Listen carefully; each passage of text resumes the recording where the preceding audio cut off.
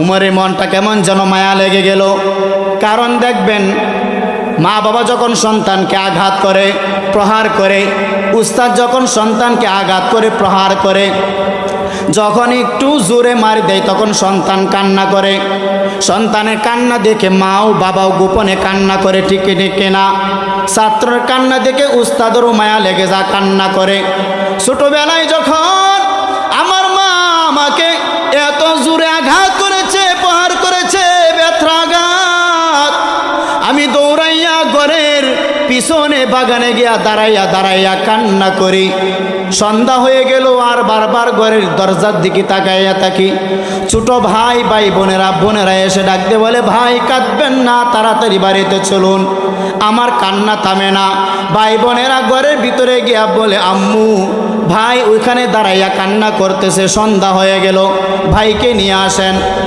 আম্মা যান হঠাৎ দেখি ঘর থেকে বের হইয়া চোখের পানি মুছে আর আমার কাছে এসে মায়ের আঁচল দিয়ে আমার চোখগুলো মুছে দেয় আর বলে, বাবা তুমি কাঁদবা না, তাড়াতাড়ি তুমি বাড়িতে চলো, আর তোমাকে মারব না। এরে যুবক সন্তান, ওই মা সন্তানের জন্য কত কষ্ট করে, 10 মাস 10টা দিন সন্তানের জন্য কষ্ট করেন কি করেন না? 10 মাস 10টা দিন গর্ভে ধারণ করে মা ঠিক মতো খাইতে পারেন না, মা ঠিক মতো ঘুমাইতে পারেন না। মা যখন খাবারের প্লেট নিয়ে সামনে বসে খাবার দিবে এমন সময় পেটে ব্যথা শুরু হইয়া যা। আম্মা যান বিছানায় গিয়ে ঘুমাইতেও পারেন না, হঠাৎ পেট ব্যথা, মাথা ব্যথা শুরু হয়ে যা।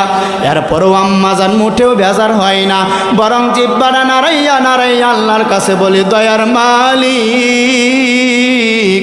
আমি জানি আমার গর্ভে সন্তান, ওর কষ্টটা আমি মেনে নিলাম, তারপরও আমি চাই আমার সন্তানটাকে আদর্শওয়ালা বানাইয়া দাও। এরে যুবক সন্তান, ওই মা সন্তানের জন্য কত কষ্ট করেন। আজকে তুমি বড় ইঞ্জিনিয়ার হও, বড় ডাক্তার হও, তুমি যা কিছু হও না কেন, টাকাওয়ালা বাড়িওয়ালা যাও হও না কেন, ওই মা বাবার দোয়া চোখের পানি ছাড়া তুমি বড় হতে পারো নাই। আজকে তুমি বড় ইঞ্জিনিয়ার হইয়া, বড় ডাক্তার হইয়া, বড় অফিসার হইয়া ওই মা ঠিক মতো খানা খাইতে পারেন না, মার কোনো খবর নাও না। ওই মা ঠিক মতো ঘুমাইতে পারেন না, মা ঠিক মতো ওষুধ খাইতে পারেন না। আমাদের সমাজে এখন এমন কিছু কুলাঙ্গার সন্তান আছে, সন্তান এখন বড় হইয়া মার খবর নেয় না, বরং বৃদ্ধ মাকে বৃদ্ধাশ্রমে পাঠাইয়া দেয়। আজ